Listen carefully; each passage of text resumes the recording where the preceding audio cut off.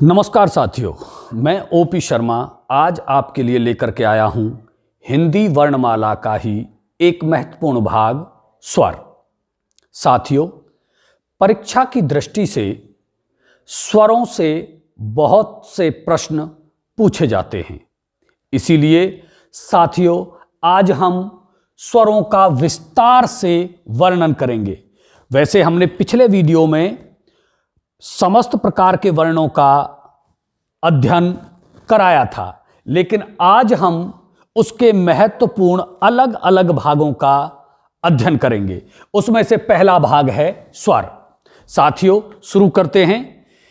यह हमारा जो पहला भाग है स्वर, तो सबसे पहले यह हमने लिखा स्वर। स्वर की परिभाषा क्या है साथियों?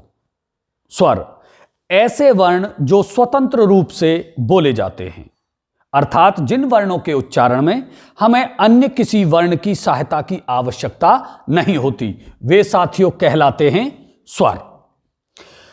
अगर हम संख्यात्मक दृष्टि देखें वर्णमाला के वर्णों की, तो कुल वर्णों की संख्या है 52, जिनमें से हमारे 11 स्वर हैं।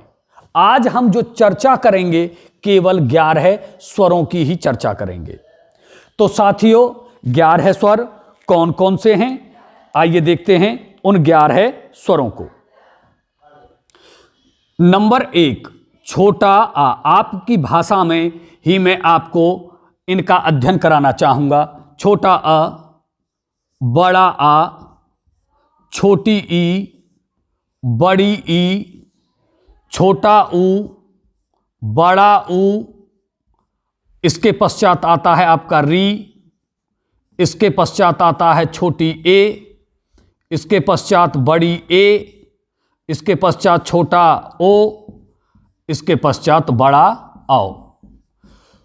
तो कुल मिलाकर के साथियों इनकी जो कुल संख्या है वो बन जाती है 11। साथियों, ये क्या हैं? साथियों, ये हैं आपके स्वर। क्या हैं साथियों? ये हैं आपके स्वर। कुल संख्या कितनी है? 11। अगर हम 11 स्वरों को इसके प्रकारों में बांटें तो स्वर के 3 प्रकार होते हैं। स्वरों के 3 प्रकार होते हैं। वो कौन कौन से होते हैं साथियों? नंबर 1 आपका होता है ह्रस्व स्वर। ह्रस्व स्वर। नंबर 2 होता है आपका साथियों दीर्घ स्वर। और नंबर 3 होता है आपका साथियों प्लुत स्वर। तो इस तरह से जो स्वरों के प्रकार हैं वो हैं 3: ह्रस्व स्वर, दीर्घ स्वर, प्लुत स्वर। ह्रस्व स्वर कौन से स्वर होते हैं? जिन स्वरों के उच्चारण में कम समय लगता है वे कहलाते हैं हमारे ह्रस्व स्वर। वो कौन कौन से हैं? ये आपकी भाषा में बोला जाए तो छोटा आ, छोटी ई, छोटा ऊ और आपका साथियों ऋषि। ये आपके 4 ह्रस्व स्वर कहलाते हैं। क्या कहलाते हैं साथियों? ये आपके ह्रस्व स्वर कहलाते हैं। ह्रस्व स्वर जिनके उच्चारण में कम समय लगता है। अगर हम मात्रा की दृष्टि से देखें, ह्रस्व स्वर के उच्चारण में 1 मात्रा का समय लगता है, इसीलिए ये ह्रस्व स्वर के साथ साथ एक मात्रिक स्वर भी कहलाते हैं। एक मात्रिक स्वर के साथ साथ साथियों इन्हें हम मूल स्वर भी कहते हैं। इन्हें हम मूल स्वर भी कहते हैं।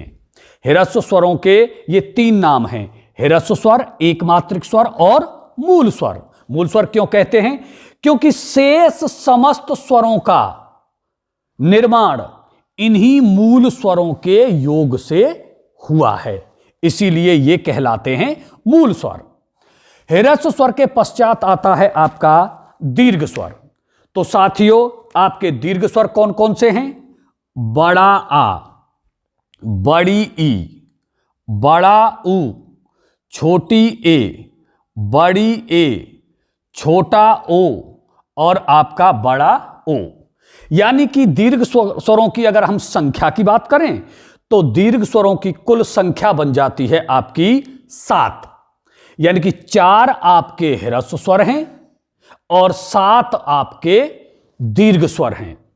ये दीर्घ स्वर क्यों कहलाते हैं, इसके विषय में भी हमें चर्चा करनी है। साथियों, ये दीर्घ स्वर इसलिए कहलाते हैं क्योंकि इनके उच्चारण में ह्रस्व स्वर की अपेक्षा 2 गुना समय लगता है, इसीलिए ये हमारे कहलाते हैं दीर्घ स्वर। दीर्घ स्वर के उच्चारण में ह्रस्व स्वर की अपेक्षा 2 गुना समय लगता है, इसीलिए ये दीर्घ स्वर कहलाते हैं। अगर हम मात्रा की दृष्टि से देखें तो दीर्घ स्वर के उच्चारण में 2 मात्राओं का समय लगता है, इसीलिए ये दीर्घ स्वर के साथ साथ द्विमात्रिक स्वर भी कहलाते हैं। तो क्या कहलाते हैं साथियों? द्विमात्रिक स्वर। द्विमात्रिक स्वर भी कहलाते हैं। द्विमात्रिक स्वर के साथ साथ इन्हें एक नाम और दिया जा सकता है। मैंने आपका पिछली वीडियो में भी इसका तीसरा नाम आपको बताया था। इन्हें हम संधि स्वर भी कहते हैं। क्यों कहते हैं? क्योंकि प्रत्येक दीर्घ स्वर 2 स्वरों के योग से बना है, इसीलिए इन्हें हम संधि स्वर भी कहते हैं। क्या कहते हैं साथियों? संधि स्वर। संधि स्वर भी कहते हैं। जैसे ये आपका बड़ा आ है, ये मिलकर के बना है आपका छोटे अ से प्लस छोटे अ से। आगे हम चर्चा करें, यह है आपकी बड़ी ई, ये मिलकर के बनी है छोटी ई प्लस छोटी ई से। आगे चर्चा करें, ये बड़ा ऊ है, ये मिलकर के बना है छोटे ऊ से प्लस छोटे ऊ से। अगर हम आगे चर्चा करें छोटी ए की, ये मिलकर के बनी है छोटे अ से प्लस छोटी ई से।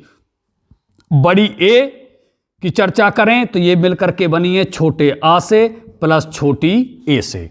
अगर हम चर्चा करें छोटे औ की तो ये मिलकर के बना है छोटे आ से प्लस छोटे ऊ से।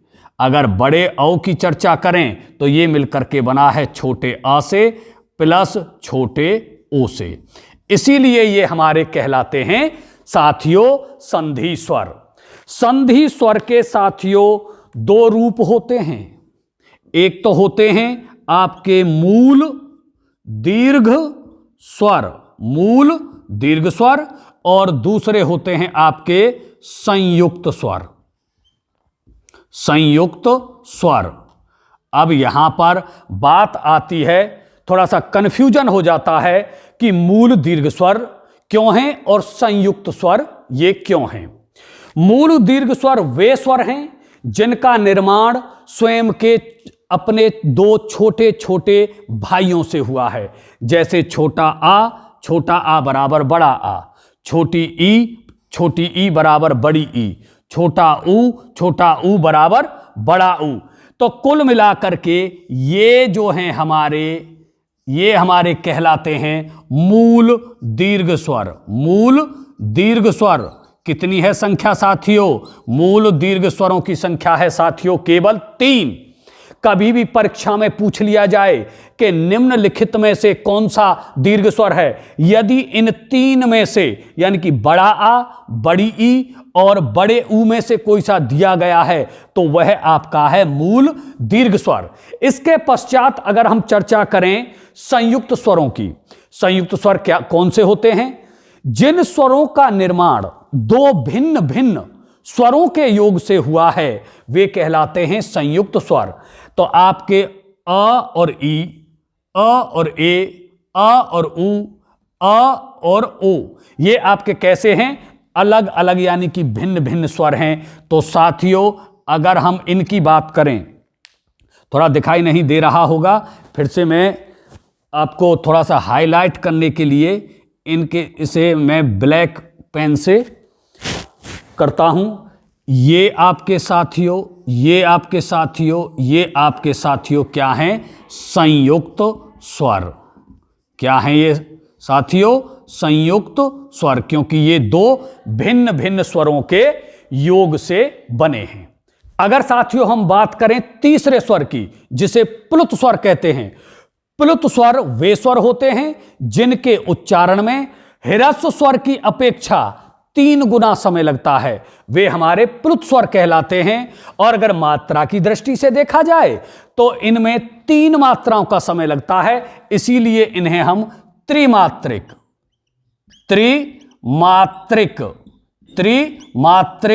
स्वर भी कहते हैं। तो साथियों समझ में आ गया होगा आपकी में कि प्लुत स्वर कौन से स्वर होते हैं। यदि इसकी बनावट की बात करें तो आपको ध्यान रखना है, इसकी जो आकृति एक वर्तुल के समान, एक एस के समान होती है, जैसे मान लीजिए। और इसका प्रयोग कब किया जाता है? याद रहे, इसका प्रयोग अक्सर संस्कृत भाषा में होता है। यदि हिंदी में आ जाए तो जब किसी शब्द को लंबा खींचना पड़े वहां पर प्लुत स्वर का प्रयोग किया जाता है। अक्सर इस स्वर का प्रयोग विलाप में सर्वाधिक मिलता है, जब शब्द को लंबा खींचा जाता है। जैसे ओम, तो ये ओम आपका इस तरह से लिखा जाएगा। ये वर्तुल के समान जो आकृति है और 3 के अक्षर के समान भी दिखाई दे रही है, तो ये इसीलिए क्योंकि इसके उच्चारण में 3 गुना समय लगता है। एक इसकी बनावट इस तरह से भी है, जैसे एस के समान, जैसे राम, इस तरह से इसका उच्चारण किया जाता है। तो ये हमारे प्लुत स्वर होते हैं।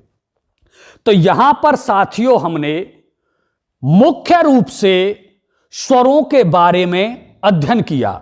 यदि आप इसका स्क्रीनशॉट लेना चाहते हैं तो आप इसका स्क्रीनशॉट ले सकते हैं। इसके पश्चात हम शुरू करेंगे स्वरों का वर्गीकरण। तो साथियों आपने स्क्रीनशॉट ले लिया होगा, तो अच्छे से इसको समझ लिया होगा। अब साथियों हम शुरू करेंगे स्वरों का वर्गीकरण। तो साथियों शुरू करते हैं स्वरों का वर्गीकरण। आपकी परीक्षा में अक्सर स्वरों के भाग से बहुत से प्रश्न आपसे पूछे जाते हैं, तो इसीलिए हमारा कोई भी प्रश्न हमसे ना छूटे, इसीलिए हम विस्तार से इनका अध्ययन करेंगे। अगर हम स्वरों का वर्गीकरण करें तो साथियों मुख्य रूप से स्वरों को 5 वर्गों में हम विभाजित कर सकते हैं। जैसे नंबर 1 मुख विवर, ध्यान देते रहना बहुत ही धैर्य के साथ। मुख विवर अर्थात अब यहां पर एक शब्द है विवर, विवर का अर्थ होता है साथियों द्वार। मुख विवर खुलने के आधार पर, खुलने के आधार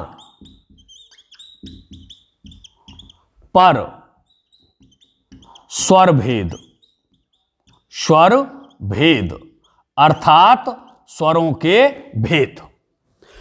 इसके पश्चात नंबर 2 की हम चर्चा करें तो जिह्वा, जिह्वा अर्थात जिसे हम अपनी भाषा में जीभ कहते हैं, जीभ की स्थिति, जीभ की स्थिति के आधार पर, के आधार पर स्वर भेद, स्वर भेद अर्थात स्वरों के भेद। अगर साथियों हम बात करें नंबर 3 की, तो हम नंबर 3 है आपका ओष्ठों, ओष्ठों की स्थिति के आधार पर, के आधार पर, धैर्य बना करके रखें, परीक्षा है, परीक्षा बहुत महत्वपूर्ण होती है, इसीलिए कोई पॉइंट छूटना नहीं चाहिए। ओष्ठों की स्थिति के आधार पर स्वर भेद अर्थात स्वरों के भेद। और नंबर 4 की अगर हम बात करें तो नंबर 4 है जिह्वा। जिह्वा अर्थात जीभ, सॉरी जीभ, जीभ फिर लिखा नहीं, जिह्वा अर्थात जीभ की पेशियों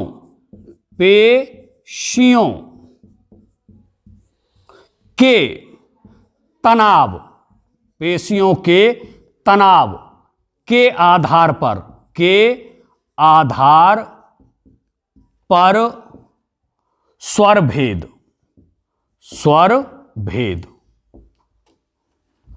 साथियों, यदि हम 5वें वर्गीकरण की बात करें तो 5वां हमारा वर्गीकरण है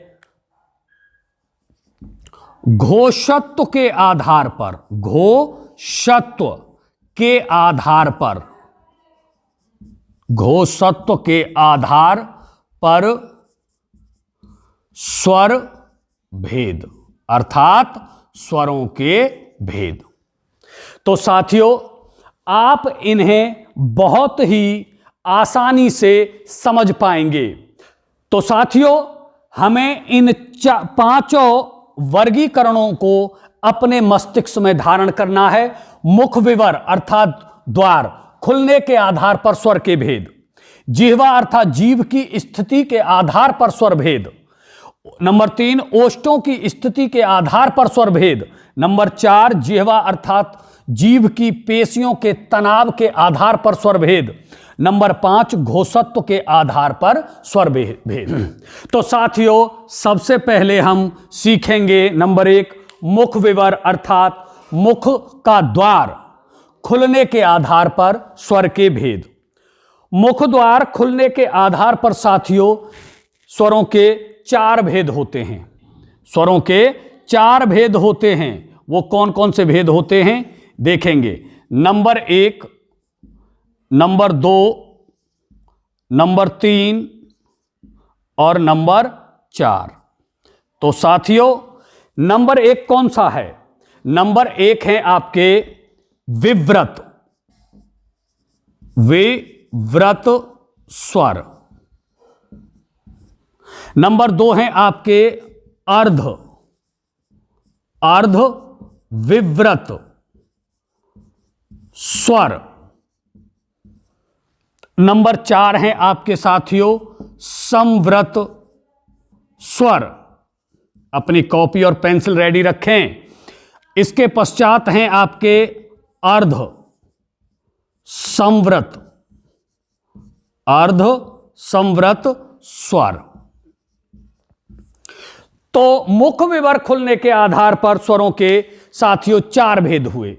नंबर 1 विव्रत, नंबर 2 अर्धविव्रत, नंबर 3 संव्रत और नंबर 4 अर्ध संव्रत।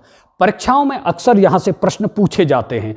अब यहां पर आप सोच रहे होंगे ये विव्रत क्या होता है, अर्धविव्रत क्या होता है, संव्रत क्या होता है और अर्ध संव्रत क्या होता है। तो साथियों, विव्रत का अर्थ होता है पूरा खुला हुआ, पूरा खुला हुआ, पूरा खुला हुआ, यह विव्रत का अर्थ होता है। अर्धविव्रत का अर्थ अब आपकी समझ में आ गया होगा कि आधा, आधा खुला हुआ, आधा खुला हुआ। बहुत अच्छे से सीखेंगे आप। आगे है संव्रत। संव्रत का जो अर्थ होता है साथियों वो होता है लगभग बंद, लगभग, लगभग बंद। लगभग का अर्थ आप जानते हैं, पूरी तरह से बंद नहीं, लगभग बंद, थोड़ा खुलता है लेकिन लगभग बंद सा रहता है। अर्ध संव्रत का, संव्रत स्वर का अर्थ होता है आधा बंद, आधा बंद। अब आप सोच रहे होंगे कि यहां पर आधा बंद है और यहां पर आधा खुला हुआ है। इसके लिए साथियों आपको समझना होगा कि मुख की जो आकृति होती है वो नीचे से ऊपर और ऊपर से नीचे की दिशा में होती है।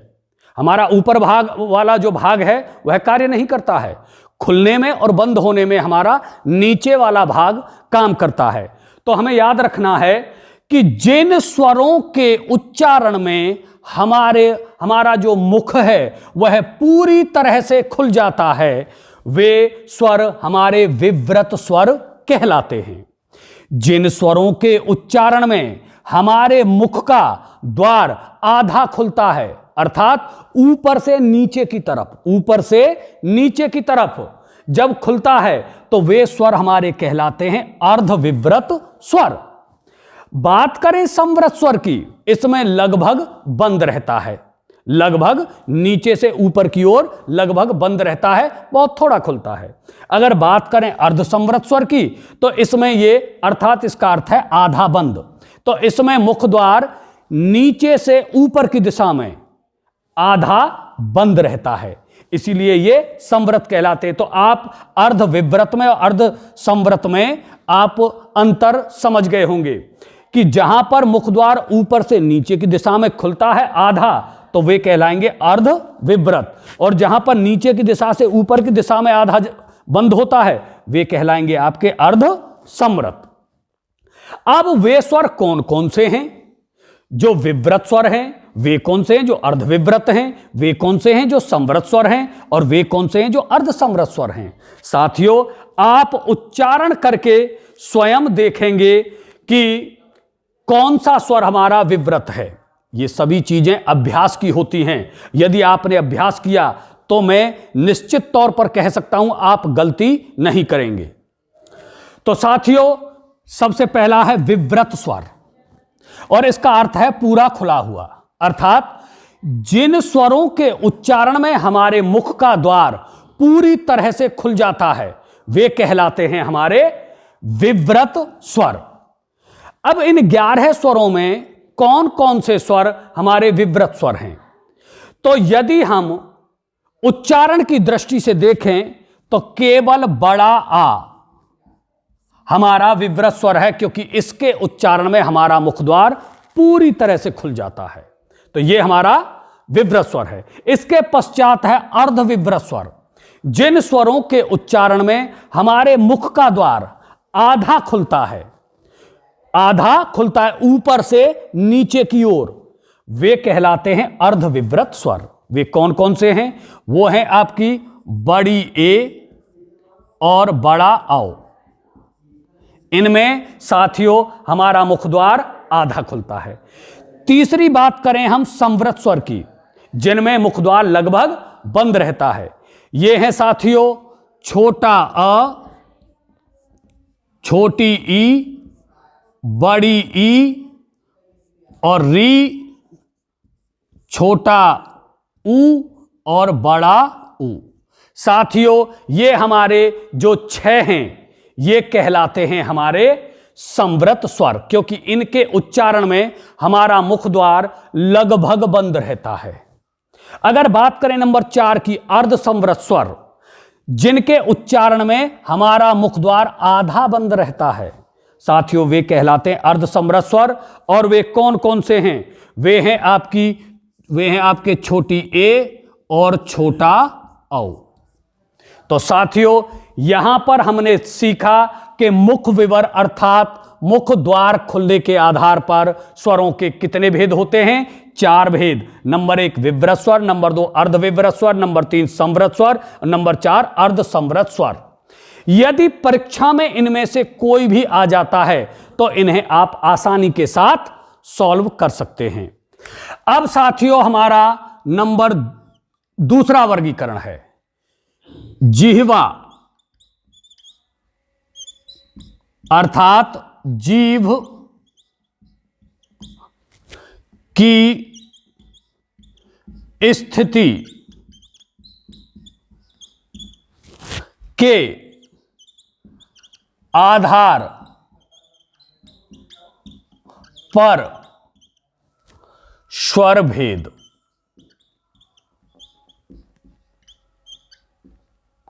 साथियों, जिह्वा अर्थात जीभ की स्थिति के आधार पर जो स्वरों के भेद होते हैं तो वो साथियों होते हैं 3। कितने भेद होते हैं साथियों? वो होते हैं 3। वो कौन कौन से होते हैं? वे साथियों होते हैं नंबर 1 अग्रस्वर, नंबर 1 अग्रस्वर, नंबर 1 अग्रस्वर अर्थात जिन स्वरों के उच्चारण में हमारी जीभ का अगला भाग काम करता है वे कहलाते हैं अग्रस्वर। दूसरे हैं हमारे मध्य स्वर, मध्य स्वर। जिन स्वरों के उच्चारण में हमारी जीभ का मध्य भाग काम करता है वे कहलाते हैं साथियों मध्य स्वर। तीसरे हैं हमारे साथियों पश्च स्वर, पश्च स्वर अर्थात जिन स्वरों के उच्चारण में हमारी जीभ का पिछला भाग काम करता है वे कहलाते हैं हमारे पश्च स्वर। तो साथियों नंबर 1 हो गया अग्रस्वर, नंबर 2 हो गया मध्य स्वर, नंबर 3 हो गया पश्च स्वर। अगर हम अग्रस्वर की बात करें, अग्रस्वर वे स्वर होते हैं जिन स्वरों के उच्चारण में हमारी जीभ का अगला भाग काम करता है। वो कौन कौन से हैं साथियों? अग्रस्वर हैं हमारे छोटी ई, बड़ी ई, छोटी ई, बड़ी ई, छोटी ए, बड़ी ए और आपका री। साथियों ये हमारे 5 अग्रस्वर हैं। छोटी ई, बड़ी ई, छोटी ए, बड़ी ए और ऋषि यानी कि री। ये हमारे 5 के 5 अग्रस्वर हैं। अगर हम मध्य स्वर की बात करें तो उसमें केवल एक ही स्वर आता है, वो आता है छोटा अ। ये आपका मध्य स्वर है। जब हम इसका उच्चारण करते हैं तो हमारी जीभ का मध्य भाग इसमें काम करता है। अगर पश्च स्वर की बात करें तो साथियों हमारा छोटा ऊ, बड़ा ऊ, छोटा ओ और साथियों बड़ा औ, ये हमारे कहलाते हैं पश्च स्वर। तो जीभ की स्थिति के आधार पर स्वर के 3 भेद, अग्रस्वर, मध्य स्वर और पश्च स्वर।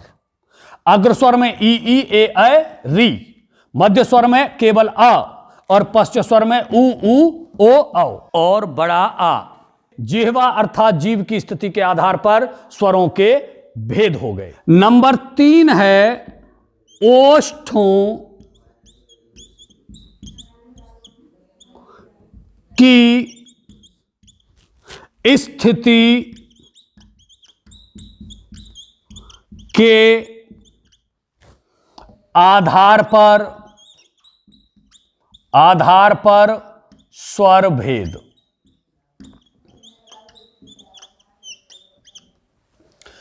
ओष्ठों की स्थिति के आधार पर हमारे जो स्वर होते हैं साथियों 3 प्रकार के होते हैं। कितने होते हैं? 3 प्रकार के होते हैं। नंबर 1 व्रतमुखी, नंबर 1 व्रतमुखी, नंबर 2 अव्रतमुखी और साथियों नंबर 3 होते हैं अर्ध अव्रतमुखी।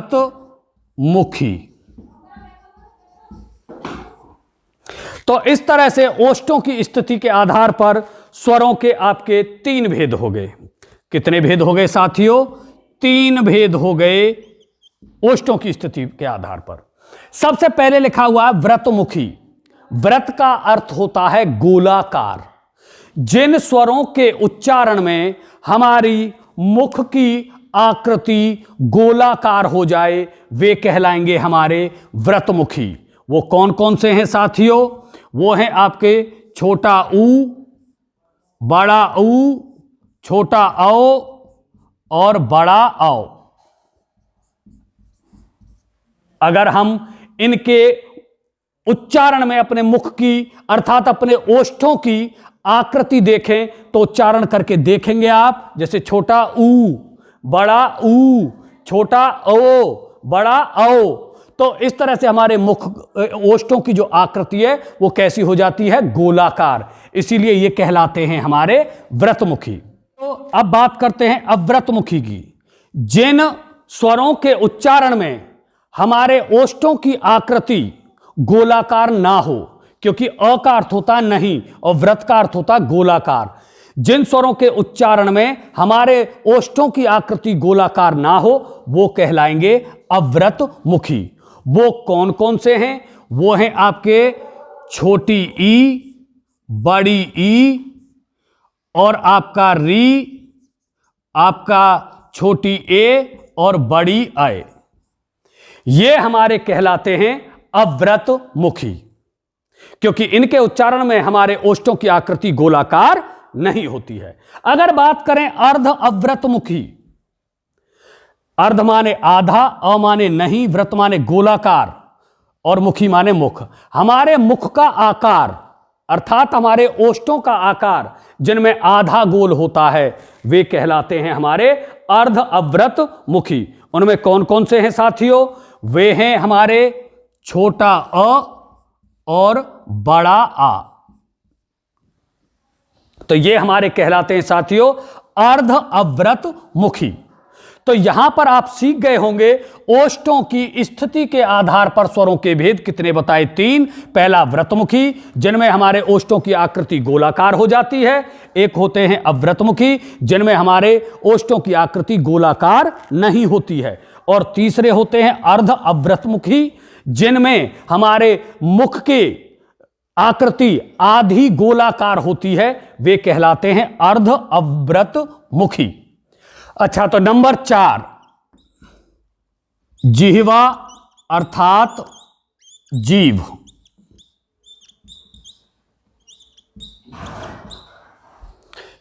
के पेशीय,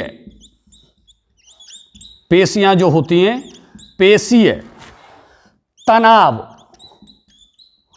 के आधार पर स्वर भेद।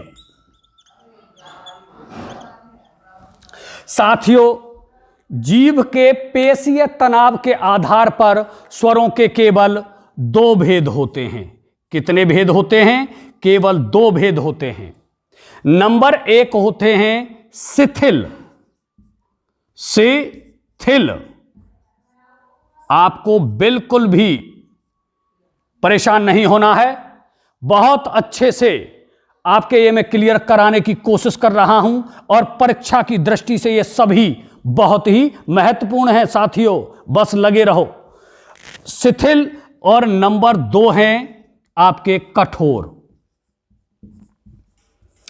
अब आप कहेंगे शिथिल क्या होता है और कठोर क्या होता है? तो साथियों, जिन स्वरों के उच्चारण में हमारी जीभ शिथिलता में अर्थात आराम में रहती है वे कहलाते हैं हमारे शिथिल, और जिनमें हमारी जीभ की पेशियों में तनाव आ जाता है, कठोरता आ जाती है, वे कहलाते हैं कठोर।